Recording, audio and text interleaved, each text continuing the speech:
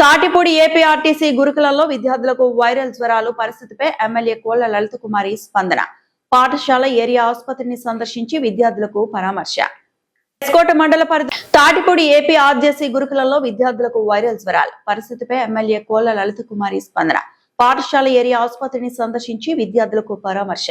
ఎస్కోట మండల పరిధిలోని తాటిపూడి ఏపీఆర్జీసీ గురుకుల పాఠశాలలో పలువురు విద్యార్థులు వైరల్ జ్వరాల బారిన పడినట్టు సమాచారం అందడంతో ఎస్కోట శాసనసభ్యురాలు కోళ్ల లలిత కుమారి తక్షణమే స్పందించారు.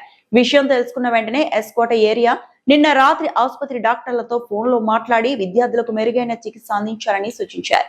ఈ రోజు ఆమె గురుకుల పాఠశాలను ప్రత్యక్షంగా సందర్శించి అక్కడ ఉన్న పరిస్థితిని క్షేత్రస్థాయిలో పరిశీలించారు.